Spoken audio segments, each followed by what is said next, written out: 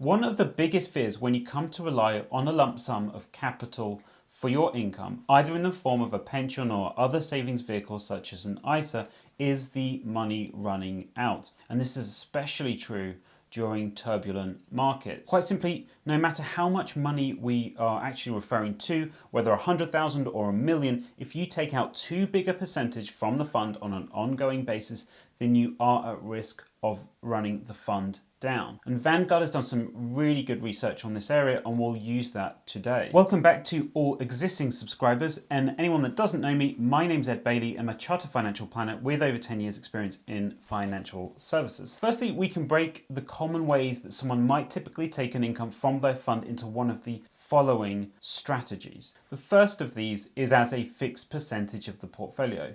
The individual chooses a specific amount of the portfolio to withdraw each year, whether that's 3, 4, 5%. Whilst this strategy can ensure that the portfolio is never depleted, it can lead to big swings in annual withdrawals. If the fund declines by 10% in a given year, the income will also decrease by 10%. This means an individual would have to tolerate big swings in their spending power. The second is pound plus inflation. An initial withdrawal amount is selected and then it is increased each year with inflation. If an initial starting income was chosen of £25,000 and inflation was 2%, then in the following year, £25,500 would be withdrawn. The goal with this is to maintain a stable income unaffected by market movements. Clearly, however, this can result in depletion of the fund, especially during periods of poor returns. Now, the third rule, and the one that Vanguard's research highlights as having the greatest level of success, is to use dynamic spending, a hybrid of the other two strategies. This strategy makes modest adjustments to withdrawals in response to market performance. The goal with this is to keep annual real spending, which is inflation adjusted, relatively stable, while also preserving the purchasing power. Now, to use dynamic spending, the retiree would determine a specific percentage of the prior year end portfolio balance that would be used to calculate the current year's income. At the start of retirement, they might set the percentage at, say, 5%. Every year, the investor would then calculate their portfolio in real terms. This is simply taking off inflation. As an example, £1 million with 5% taken out is £50,000. The retiree would set a ceiling and floor to determine how much the withdrawals would fluctuate from year to year.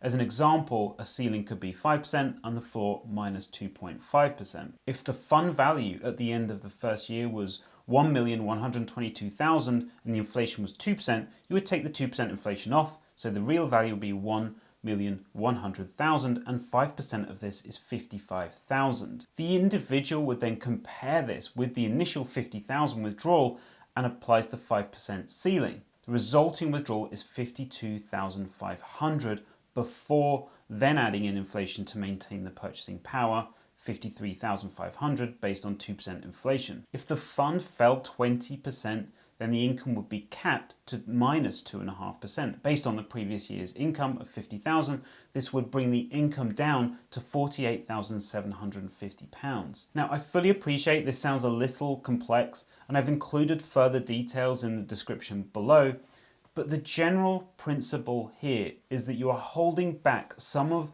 the gains in the better years, capping how much you are taking, to then take that back in periods of time when the markets fall. It smooths out the volatility and allows you to be fully invested without the need to hold significant positions of cash, which can impact on overall returns. This protects the portfolio's ability to withstand market swings while offering a more stable annual spending withdrawal. The larger the floor limit, the greater the flexibility in decreasing annual spending, and therefore a greater chance of portfolio longevity during large market swings. I'll also link the original research by Vanguard below, which goes into a lot more detail. One thing I really liked from the research was it also showed that by using this method, the sustainable withdrawal rates were higher than when compared to the pound plus inflation method. On a moderate portfolio, the dynamic spending strategy allowed for a sustainable withdrawal rate of 5.8%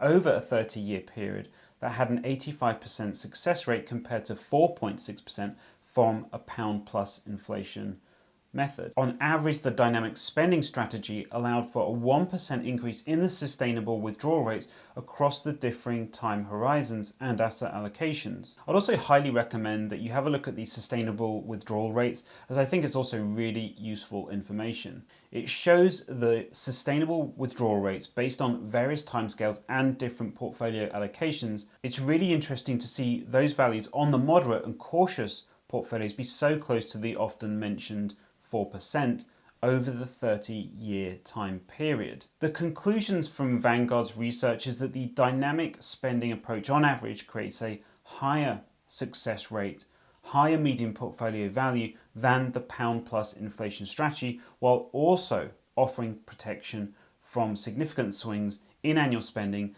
that the percentage of portfolio strategy can bring. Please do let me know in the comments below should you have any questions at all. And if you haven't already done so, please do subscribe. And if you wouldn't mind smashing the like button, that would be really helpful.